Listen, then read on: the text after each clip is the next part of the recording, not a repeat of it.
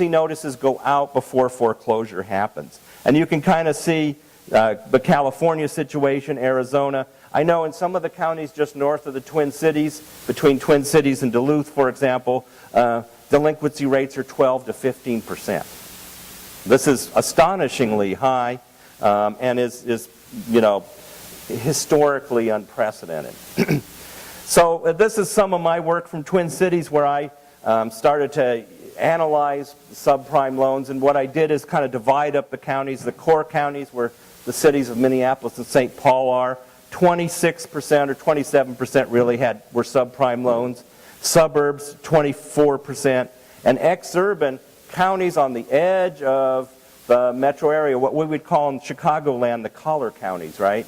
Had even a higher percentage of subprime loans than in inner city areas. So then this starts to give us some indication that although the initial phase of subprime lending was targeted towards inner city locations, that later on in 06, 07, as this is all coming unwound, that a relatively high proportion of these loans are going to suburban locations as well.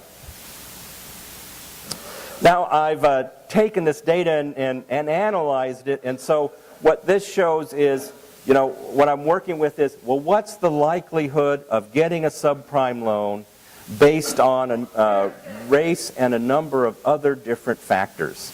And so in this particular model, I've held income constant, and I actually have a lot of other variables that pertain to neighborhoods.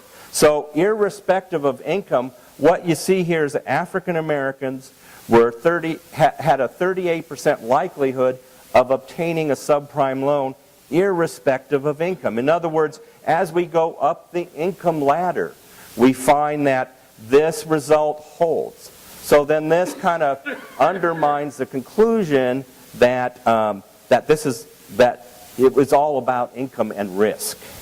You could see Hispanics 23% more likely to get a subprime loan. And I won't bore you with charts of numbers. There's a couple of million mortgages in this data set. So the thing about my project too is that it reflects the results of all other research.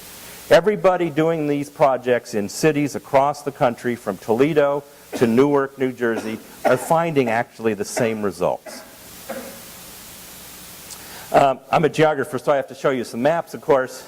And so this map on your left just shows the distribution of subprime loans by census tract. And it's a little hard to see, but up here in North Minneapolis, which is a major African American community, we have many census tracts where over 50% of the loans actually originated are subprime loans.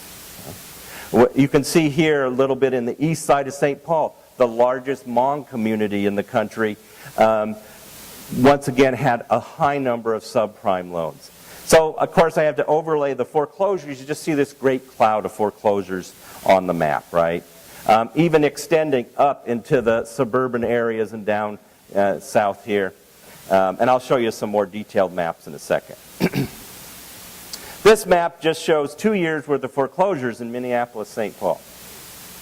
And so here's this area, North Minneapolis, that I pointed out before, right?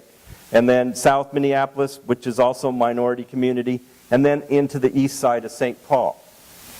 And so, really almost every house that could be foreclosed on the north side has actually already been foreclosed on. But you have to kind of be, there's a lot of nuance in this, because there's owner-occupied homes and there's investor-purchased properties, right?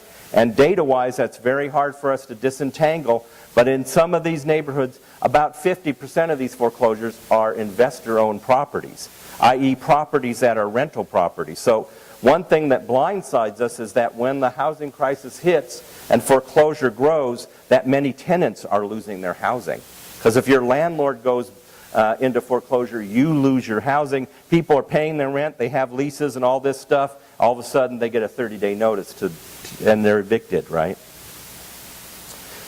Now, in order to kind of tease out the patterns, I calculate something that is called the location quotient. The bottom line is, if a census tract has the same proportion of foreclosures as the rest of the city, location quotient would be 1, right? So if you live in a census tract where it has as many foreclosures as the rest of the city, proportion-wise, it's 1 or 100%, right?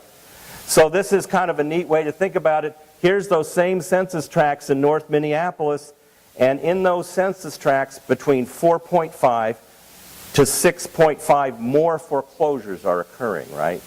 So one of the points here is that this is creating a very uneven geographical landscape within our cities, right? It's accentuating already uneven patterns between poor neighborhoods and wealthy neighborhoods.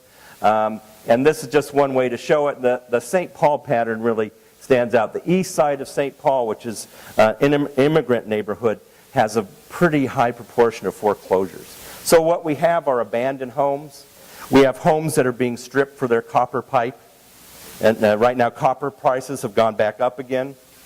We have arson. We have all sorts of problems. And so when we foreclose on a house and we kick the people out, we also expose that structure to being trashed or otherwise damaged, right? And so I've been on some blocks where half the homes are vacant, but the other half are still occupied. Not everybody's gone. So people are there trying to raise their kids and deal with this family while they're surrounded by this landscape of foreclosed homes, right? Oh, we did a little project. Of course, when you work with this stuff for as long as I have, you have to have a dark sense of humor every so often, but we called this flipping fraud and foreclosure. So what we did was we took 50 randomly selected foreclosures in North Minneapolis, and then we went back through the county records to the beginning of computer records, which is the early 90s. And I have this terrific RA because when you go to get data at the county, it's always a tricky experience. The data's not just laid out there for you, right? So she got along good with the county people, and that helped out a lot. But what we found in almost every case is the median beginning mortgage back in '92 was about $14,000, which kind of makes sense given the value of housing in this community and so on.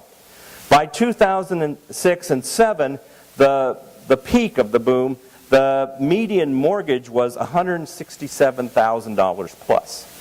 What this works out to be then is an increase in the mortgage amount of 91%. Now note, I'm saying mortgage amount, not property value, right?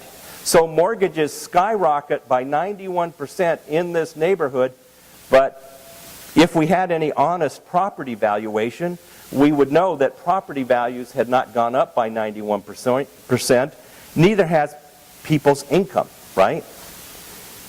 Income has been either declining or level for the country as a